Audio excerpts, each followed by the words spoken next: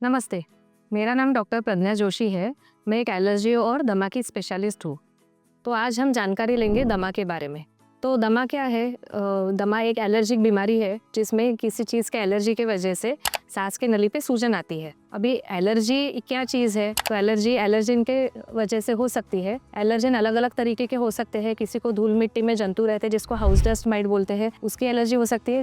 किसी को pollen grains यानी परागकण की एलर्जी हो सकती है। किसी को कुत्ता बिल्ली के बालों की यानी जिसको कैट डेंडर डॉग डेंडर बोलते हैं, इसकी एलर्जी हो सकती है। किसी को कॉकरोचेस की एलर्जी हो सकती है। ऐसे विविध प्रकार के एलर्जेंस रहते हैं पर्यावरण में जिसके वजह से एलर्जी होती है। उसके वजह से सांस की नली पे सूजन आती है। वो सूजन के वजह से डायमीटर कम हो जाता है, उसके वजह से अंदर अटका हुआ कम बाहर नहीं आ पाता। इसके वजह से लक्षण ऐसे दिखाई देते हैं कि रात में ज़्यादा खांसी आना, हंसते हंसते या रोते रोते जोर जोर से खांसी आना, 15 से 20 दिन से ज़्यादा खांसी रहना।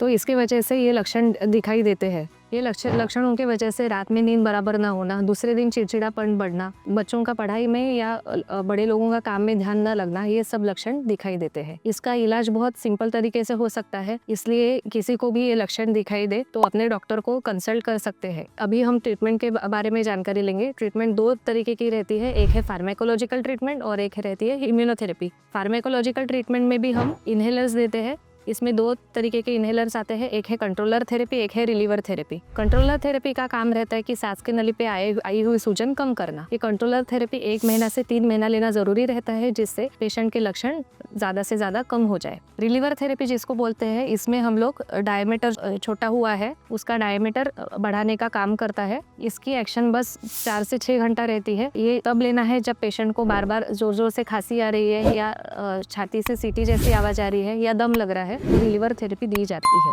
दूसरा इलाज है एक इम्यूनोथेरेपी। ये एलर्जी का परमानेंट इलाज है। इसमें पेशेंट को एलर्जी टेस्टिंग करना जरूरी है जिसको हम लोग स्किन प्रिक टेस्टिंग बोलते हैं। ये बहुत आसान तरीके से किया जा सकता है।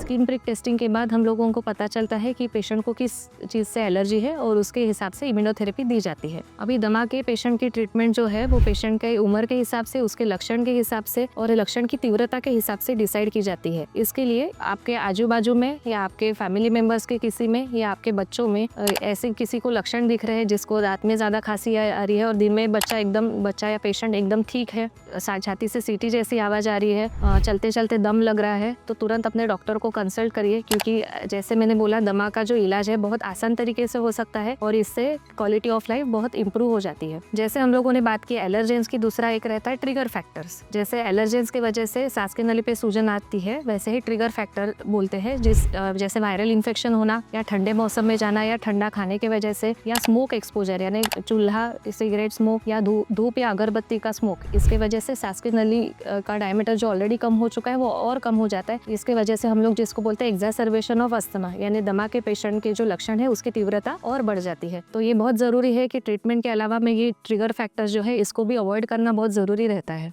यदि आपको ये वीडियो और जानकारी पसंद आई होगी तो वीडियो को लाइक करिए, शेयर करिए और सब्सक्राइब करिए। धन्यवाद।